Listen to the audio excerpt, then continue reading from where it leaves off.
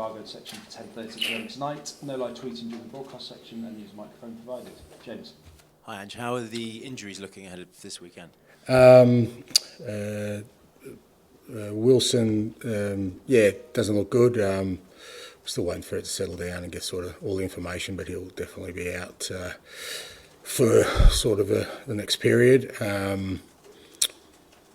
Bissouma trained today, so he should be available for tomorrow. Timo was okay, recovered okay. Everyone else from the game who didn't train, who played last week, is good. What's the nature of Odegaard's injury? It's hamstring. Hamstring. Yeah. And Richarlison, how is he coming on? He's a fair way off. I think you should stop asking me about him until I give you a bit of an update, because we've been doing it on a weekly basis. He's still not training with the first team, so he's still a bit off. Okay, one win from your opening 4 Premier League games. To what extent does that increase the importance and the pressure going into this game? Doesn't change, it's the same. Whether you win the first 4, I hate to think you're going to this game thinking you can lose it. I think you try and win every game, and we're at home, and we've also played well in those 4 games. So that's the first thing. We've got to perform as we have been, and as I said in the league, that performances have been really consistent in terms of dominating games, but we haven't really got the reward for our dominance, and that's the area we're kind of still trying to focus on in terms of in that front third, to make sure we get rewards for our good play. You go into a period now where you'll play 5 games in just over 2 weeks. How important do you think this period is? I think that's going to be our period for the next, it's probably till the end of January, so we're kind of planned for that. This is probably the shortest in terms of turnaround, because it's a Sunday, Wednesday, Saturday. Most of the others are kind of Sunday, Thursday, Sunday for the most part, so probably a day less in this little 3-game stretch. But it's the good thing is we've got some game time into some guys on Wednesday night who hadn't played for quite a while, so they're ready and available should we require them, and I think that's going to be the key for us, the ability to sort of bring guys in who are fresh but also have played recently. And in terms of the schedule, a lot's been made of the new structure of the European competitions and potentially players striking, not being consulted. Where do you sit on that and the amount of football players are playing at the moment? I think I said last week, I think it's something that needs to be looked at. It's not just club football, it's international football, it's a requirement. It's as much about how much recovery players get even between seasons. I think that's where the biggest problem lies, for me anyway, is that if you give players enough time to recover between seasons, then it gives them a better opportunity to play the games that seem to be in the schedule now. But it seems like that the windows of recovery for players are getting smaller and smaller, and I definitely think that's an issue. Hi, Ange. Good afternoon. Good seeing you again. You too. For the Tottenham fans, obviously winning a trophy this season would mean a lot. How important was Wednesday's win? Also in terms of the spirit after the result against Arsenal last weekend? Yeah, it's important. It's always important. You kind of know in a cup competition, if you don't win, you don't progress. So that's the first thing. And obviously, progressing to the next round is great. The performance, as I said on the night, we had to work really hard. It was a different kind of performance. We just had to hang in there, and we did. And then, I think showed tremendous spirit at the end there, and some really good sort of input from guys coming on to make sure we won the game and progressed to the next round.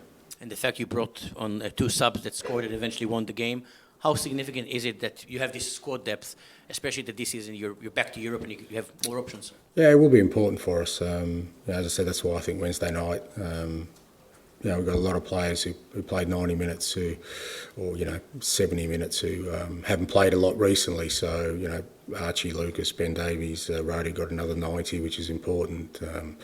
Even Destiny's 45 and Dom's sort of 60, 70 are really important for us, kind of minutes-wise. Because, like I said, it's great having a squad, but if you're throwing in guys who haven't played for 3-4 weeks, it's very hard for them to contribute, because they're not sharp as they should be match-wise, but also physically, you're worried. So just getting more guys game time, and we'll get plenty of opportunity, is going to be important.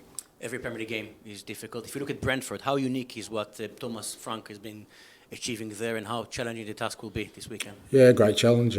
Thomas is, he's turned them into, a really sort of difficult and a challenging team for everyone in the league. You saw them last week against City. I thought they played really well.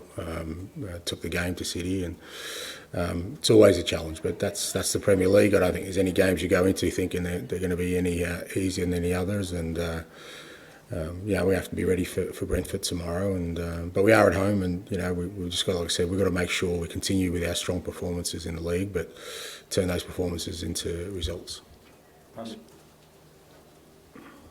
Hi Ange, hope you're well. There was a lot of excitement around Tottenham last season among the fan base. Obviously, because of results, maybe some of that excitement has subsided so far this season. So how important is it to get a result tomorrow and maybe bring the feel-good factor back around the club again? Yeah, look, as I said before, I just think if you start thinking in those terms, then you like I said, you miss the priorities of what you need to do to stay competitive in this league, and that is every week is a challenge. So, even if we had got 4 wins so far, which we could have with our performances and the feel-good factor is around, dropping a game tomorrow wouldn't make us feel any better. So the challenge is always the same. I think that's the beauty of the competition we're in. Every week you've got to be up for it, and we've got to make sure we're doing that tomorrow. And you mentioned about performances this season. The fans loved what they saw last season in terms of the style of football. Obviously, so far this season, because of results, maybe not quite managed to hit those sort of levels and that style of play that we saw last season. So have you managed to put your finger on why we've managed not to, maybe not quite hit the level that you saw last season? Well, I guess it depends on what you mean by level. I certainly think our first 4 games we've been as dominant as we were last year.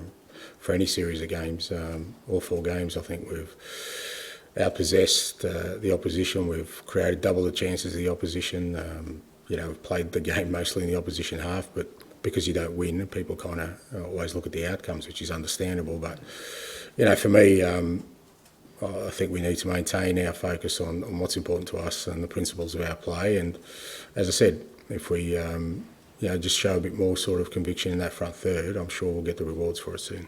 You mentioned Dominic Solanke earlier. Obviously, a lot of pundits have been talking about him and the price tag that came with him coming to the club. What have you made of the way he settled into the club, and what more is there to come from him? He settled in really well, and there's plenty more to come from him because he got injured. So he's only sort of played 2 and a bit games for us, and he just needs to sort of get some games under his belt. But we've already seen in the games he has played, he's going to be a real sort of asset for us, and I've got no doubt that he'll be a huge contributor. That's great. Best of luck. Thank you. Thank you. Hi, Ange. There was some boos from the stand, and you've already talked about it, the substitution in Coventry. But I just wanted to talk about if that negative sort of fan sentiment, that there's some division in the fan base, if that seeps into the environment you have and the player environment. Well, it doesn't seep into my environment. I've always said fans are more than sort of free to feel what they feel. I'm not going to dictate the mood of what they do, but it doesn't impact me or what we're trying to achieve. I think you get carried away in both ways. As I said, we've just got to stay sort of clear-eyed and focused on what we're trying to achieve here and the kind of football team we want to be. And if that's swimming against the tide, sometimes that's all right. Nothing wrong with that. Makes you stronger.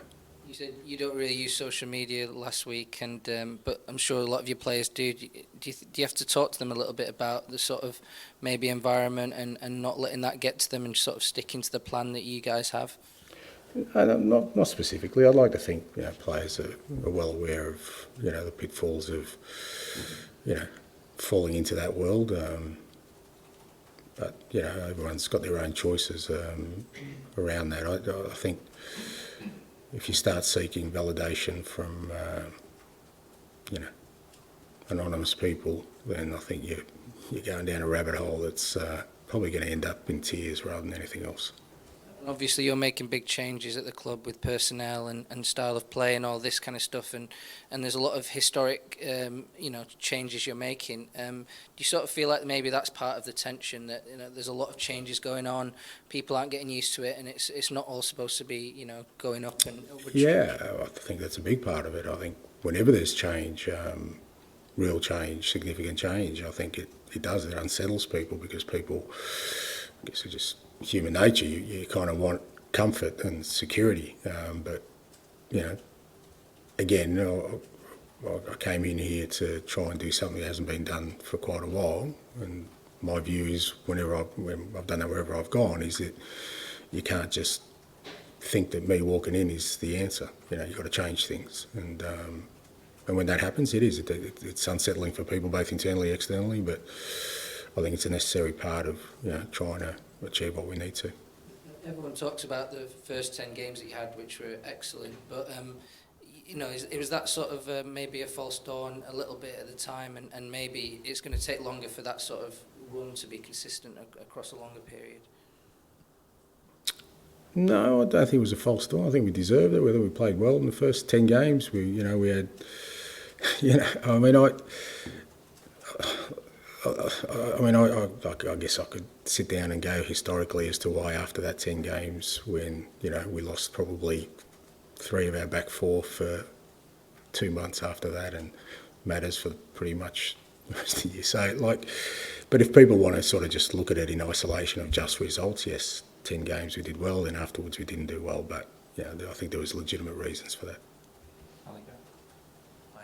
Just a quick one on his Basuma. Is he in a position, if you need him to start, or are you going to be cautious with him? Or? No, well, like I said, he trained today. He trained fully. It is his first session, so we'll just have to see how he pulls up. But again, if he's available, he's available. And kind of on the aspect of change and changing the club, you're probably aware you're the first manager that's lasted a full season in the last half a decade at this club. Yeah, they had a cake for me the other day. That's nice. I mean, on that kind of topic, how difficult is it to kind of put in real long-term change at a club that obviously needs another change or a more long-term change of direction when it's had so many changes and different routes over the years? Look, it's not difficult for me because that's how I've always worked. I keep saying I know I'm not going to be here forever, but I work like I will be, and I'll make changes that I think are going to set the club up for success for a sustainable period. So every decision I make is along that backdrop. But sometimes I think if you sort of get caught in this kind of timeline scenarios, I just think you end up making results that potentially short term might feel good, but long term you're not going to get to where you want to, and that's all I'm interested in. I just want to, like I said, my brief and my focus and my ambition is to bring success. Every decision I make is against the backdrop of that. If you'll permit me one kind of non-football question, I just wanted to ask it. It's only because Liz talking about social media made me think about it. When you were talking about Brennan, you mentioned, I think you said, I can switch off and my one follower doesn't notice or get upset by it. Do you actually have like an account that you occasionally dip into that world in?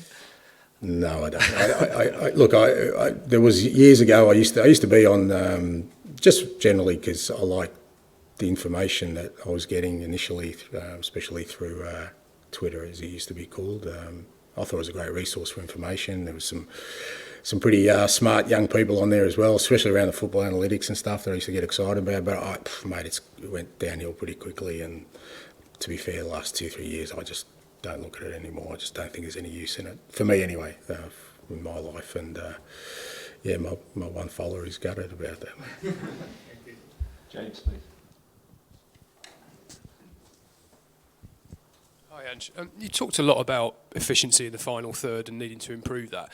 I know it's only been a small injury for Solanke, but how disruptive has that been sort of to your planning? Well, it has on the back of Richie not being available either, because I mean we were kind of working on, we thought Richie'd be available round 1, and then he's had the setback obviously, which has put him out. So that hasn't helped us, because like the whole plan was to have kind of 2 really robust strikers who could really give us a real threat up front, and with both of them out, it's kind of made it a little bit difficult. About to juggle things a little bit. Played Sonny through there, played Decky through there, Kulusevski through there, so it hasn't been smooth. But again, I'm hoping that's sort of behind us now. Bit of luck. And obviously he came in for a big fee, club record, 65 million. Is that an adjustment that he'll have to make to sort of deal with the expectation that comes with that?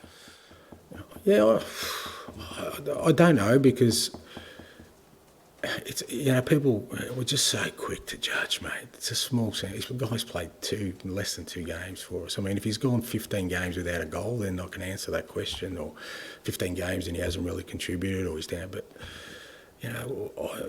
I just think, take a breath. Do a bit of yoga. Just think about the world for a second, and then make an assessment after that. We don't have to rush to judgment all the time, because, the alternative is he may have got off to a great start and, was fit and scored in all 4 games and he's flying, and then goes through a patch like all strikers where he doesn't score. And I just don't look at those things. What I look at is, he's come in, he's fit in really well, but obviously and quite logically, he's picked up, an injury that's disrupted the way he probably wanted to start his career. But, we've still got plenty of time for that. That idea of taking a breath and doing a bit of yoga, do you think that applies maybe to the perception of the whole team as well? Do you think there's been a bit of an overreaction to the first sort of 4 games? No, I think it's like I've said a few times, it's just the way of the world today. I think people would rather be first to make a judgment, even if they're wrong, rather than wait for somebody else. I think just the way we live our lives these days, that there's far more judgment than sort of real reasoned opinion or analysis. But that's just the way of the world, so you've got to live with that.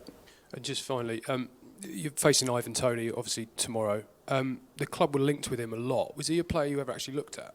We're facing him tomorrow. Oh, yeah, ignore me. Sorry, carry on. We didn't, so just to finish it. But in case they signed him overnight, I was going to go in there and do some new plans. That's all, because we planned without him. But did you ever look at him before you went to No, we did look at him, but I mean, the reality is, and I think I've said that Dom was the one I wanted, and it's kind of, we took pretty much the whole summer to get him in, because he was the one that kind of fit the profile of what we were looking at the time. Thank you. Finish the section with George, please. Hi, Ange. Just going back to Dom, obviously he hasn't been here very long, but I guess strikers, they do want that first goal. Do you still sense kind of a calmness in him, and he's not sort of, doesn't feel sort of over anxious about trying to get that first goal and get away?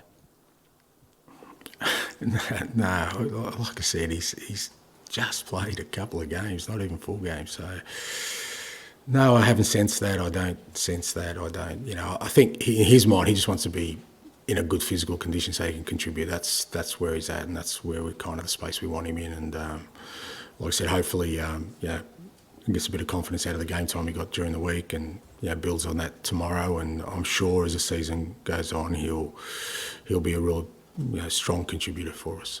And you mentioned the Wednesday game. You made the 8 changes, and you explained afterwards those 8 players, I guess, needed the minutes. Now they've got the minutes, are we sort of less likely to see as many changes during the Europa League and the Carabao Cup going forward? Just depends how we're going. Like I said, it was a bit different this week because we got a day less than sort of Europe is Sunday, Thursday, Sunday. So this is Sunday, Wednesday, Saturday. So with a day less, and that's quite significant because Wednesday to Saturday, there are guys who had to train today who played, the other night, the day before a game. So we're always going to try and make as many changes as we could Wednesday night just to protect the lads, but also get some game time with the guys. So, but it'll be sort of horses for courses. We'll see how we're going through the next period. And I'm sure you saw overnight Graham Arnold's left his role as the Australian manager. I assume you're not going to put your name in the ring, but just generally, what did you make of that decision?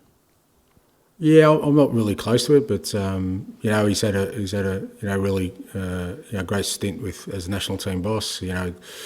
He took him to the World Cup, got the best ever results in the World Cup. So and I think for anyone, sort of, when you manage your national team, it's a proud moment. I'm sure he's proud of his achievements, but like all of us, he passes on the baton now to hopefully somebody who can take the nation forward.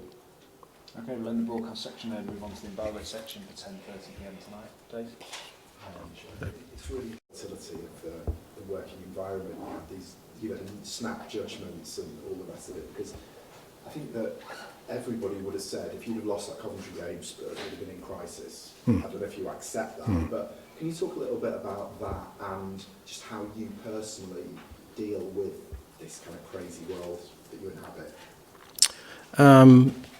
Yeah, look, I think firstly, you know, you can sort of, oh well, if we lost the other night, then you know, well, you know, it would have been in crisis. But if we won our first game, we'd probably, I'd be sitting here and, you know, people saying, well, can you win a title this year? So, and both of it are just not the reality of my world. So I've always been pretty good at just sort of, yeah, as I keep saying, staying clear-eyed and focused about what's important to me in terms of what I'm trying to build. And you know, I think the external noise, whether it's valid or not, I just find is a massive distraction to what you're trying to do. And you know, I've learned along the way not to, you know, in both ways, you know, whether things are going well or they're not going well, not to let that external noise distract me from, like I said, what I think and what I believe needs to be done. Many parts of my life I'm not very disciplined, especially around eating, but when it comes to football, I'm really disciplined. Like, nothing will take me away from what I think needs to be done. I don't really care. I don't care, but I just won't let it into my space. Is there anything specific, maybe non-football, that you might do? I don't know, I'm sure you've hardly got enough minutes in the day, but is there anything that you can take yourself away? And No, like I said, it's about sort of, some of it's just about the world you live in and where you're taking in information. I think, you know, the people around you are important. So, you know, make sure that I surround myself with people, particularly, you know, in the working environment, that, you know, understand me and understand that, and make sure that they're also clear on what we're trying to achieve and not get distracted. And then, you know, outside of football, again, you know, it's the people you surround yourself with and where you take, you know, you get that sort of feedback and information you need for yourself. So, you know, I've got a pretty sort of closed world around me that's kind of developed over 26 years of doing what I do, and I can sort of insulate myself maybe better than others from whatever the noise may be. Matt? Do you do yoga? Oh, no chance, mate. I've got no patience for it, mate. Yeah. Nothing wrong with yoga, by the way, for anyone who does it. Can I, do you mind if I go back to Romero and, yeah. and the goal against Arsenal and the fact that he retweeted that thing about travel after? Yeah. Have you rethought about that? Might you change or look again at sorry, what? International travel? Oh no, look, I mean, I think the question was around, you know, sort of that game in particular. I don't like kind of, again, you know, post-game trying to find sort of reasons or maybe excuses for things. I'd rather deal with them on merit, and we prepared well for that game. But that's a separate issue of you know, we've always got to look after our player welfare. I mean, we've spoken about earlier about, you know, the international aspect of you know, our footballers, and I know better than most how much travel and time difference and rest, how important it is when preparing for games. So it's something that we should definitely we look at, but I think it's something you look at as an individual basis. But my point around the Arsenal game was that I didn't think it affected our sort of build up for that. And he took a bit of stick for the goal. I think after that, was that bother him? Does it bother you? He's always seemed like your leader at the back. He is, and you know, he wasn't happy about it, but you know, he also knows that, you know, these are things happen in football, and it's how you respond to it. And mate, I love him as a player, as a person, the way he trains, the way he conducts himself. He's a winner. I said, I think last week when people asked me, having people who have won things in the building, how important it is, and he's a living embodiment of that. But that doesn't make you sort of bulletproof. You know, there are going to be days where it doesn't work out for you, and he was disappointed that he couldn't do more in that space. It wasn't just him though. There was a combination of things that cost us that goal, and there was a combination of things that cost us that game. But you know, it's not like he's gone into his shell afterwards. He wants to get back out there and make amends. Tom? And Shirley, you talked about if sometimes it feels like you're swimming against the tide, it's okay to make you stronger. Does it feel like at the moment you're doing a bit of swimming against the tide? No, I think the point I was trying to make is I ignore the tide, I just keep swimming. So, but others may feel that way, and I think if they do, then there's nothing wrong with that. I keep saying you need to embrace the struggle, because you don't get success just by everything rolling out perfectly. There's times you just got to roll your sleeves up and keep going, and whether that's swimming against the tide, running uphill, going against the wind, use whatever metaphor you want. That's great. That's what you need. But like I said before, I ignore it because I don't think that's going to help me in any way. What's the best process for me is to, like I said, just stay steely-eyed, focus on what I think I need to do to get us to where we want to. And how does it compare to your times at other clubs, say in Japan, that first season where people were questioning? Is it very similar, or is it different? No, it's all the same. It's been a constant in my career, and but I think I don't think I'm in a unique space. I keep saying to people, just show me a success story and I'll show you a struggle. It's not something that's unique to me, it's universal, but people forget the struggle and look at kind of the end bit. But you need to go through that. That's the time you test your resolve, test your belief, test everything that you want to do. So this is no different to anything else I've ever done. It's exactly the same process. And just on Brennan, you obviously spoke about him last week, and the abuse he had. You obviously scored the goal. Have you, after that press conference or the lead up to the game, have you had a chat with him? Because I know social media is a question of how big a deal it is, but particularly to a young guy like that, it does look like it has affected him a little bit. Yeah, I'm sure it does. Like I think I said on the last week, it's a shame that something that young people, for their own reasons, seem to enjoy. They have to close off from because of abuse, and I don't think that's right. I haven't spoken to Brennan about it. The lads kind of know what I'm about and kind of my beliefs, and I keep telling them the same thing. It's the most important people in your life. They're the ones you've got to worry about their opinion, not anyone else's, in terms of validation, and just keep enjoying it. I mean, he won a game of football for us the other night, with really good finish in a critical moment. I reckon you put any one of his critics in that situation and they'd be looking for a change of pants pretty quickly, I reckon. But they don't think about that in that moment. But that's at the same time, Brennan's had a dream of being a professional footballer his whole life from a little kid, and now he's living that dream. And I'd hate to think he's not enjoying it. I keep saying to him, we're all pretty blessed to do what we do.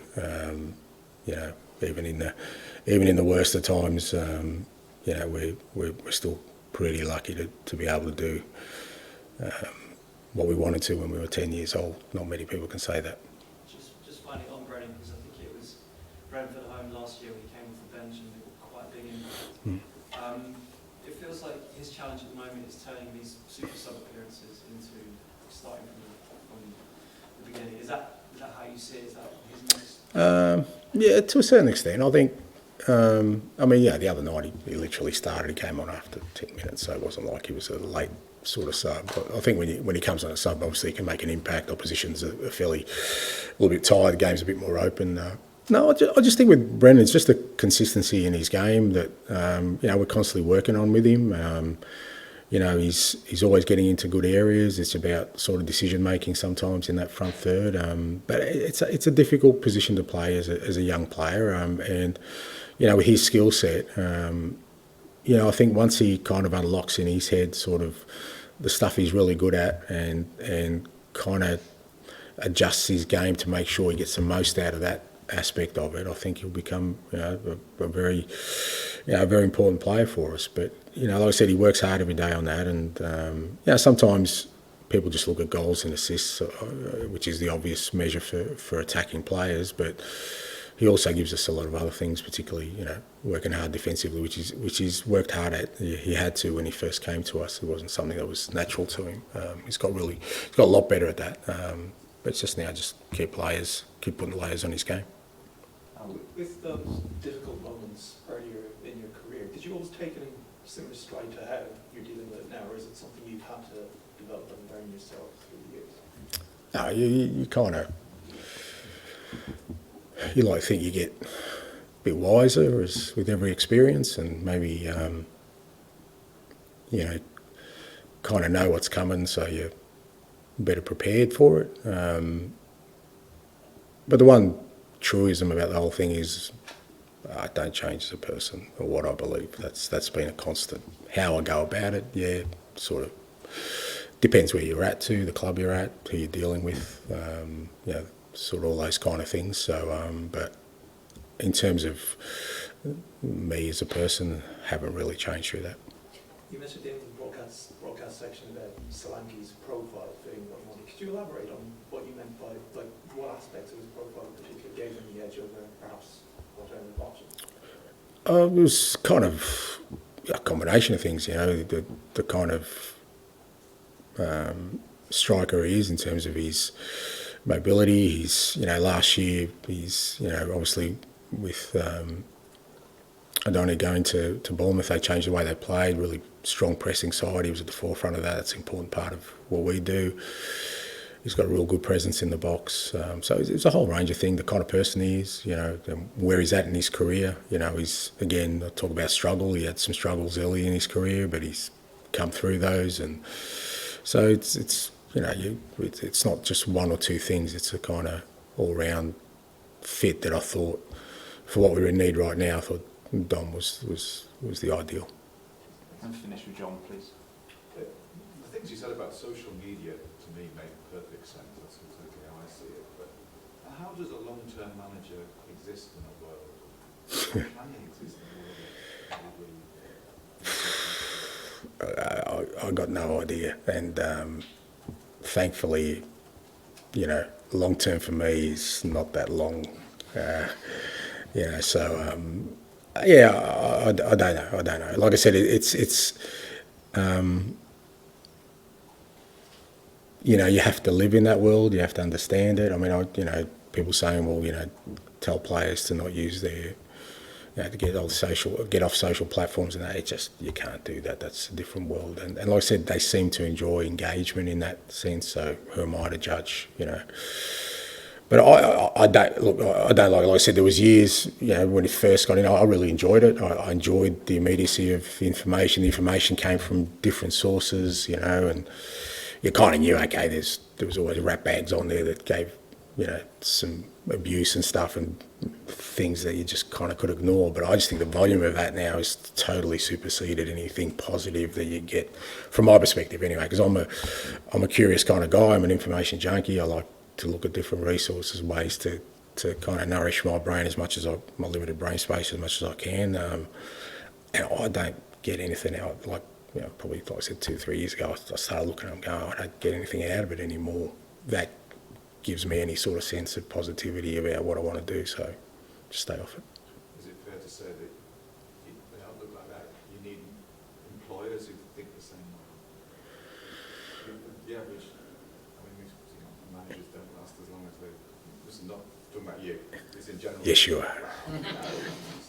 Yeah, no, I think that's an aspect to it. I think that the tenure of managers and the patience people have with anything, I guess, has exponentially shortened or lessened with the expansion of so much, so many platforms of, people one way or another trying to, rush to judgment and make calls on things, I think. And it's difficult, like I said. I mean, if I was a young manager today, I suspect I'd deal with it differently. I think if I was sort of starting out today and I'm thinking, what's the next sort of 20, 30 years going to look like as a manager in any football club or working in this environment, I'd be thinking, you probably go, you know what, I'm going to be thinking short term, you know, with everything I do, just little hits along the way so I can get a career for myself, because very few spaces where you can go, okay, they still exist, like, and usually they're the success stories, but they're the exceptions rather than the rule. Is this the most difficult job you've had then, for reasons like this? I think the most difficult job I had was the first one, because I reckon if I failed my first one, I wouldn't have got anything else. You know, I was coaching my hometown club, club I grew up with. The only reason probably I got an opportunity was because they knew me at that club, and I don't think I would have got an opportunity anywhere else if I wasn't successful. And I think after 5 games we were sitting no wins, bottom of the table, so that was pretty difficult. But they're all challenging, but that's why I love it. You know, that's why I do what I do. I kind of enjoy. I've always said I enjoy the struggle, enjoy the difficult bits, and you know,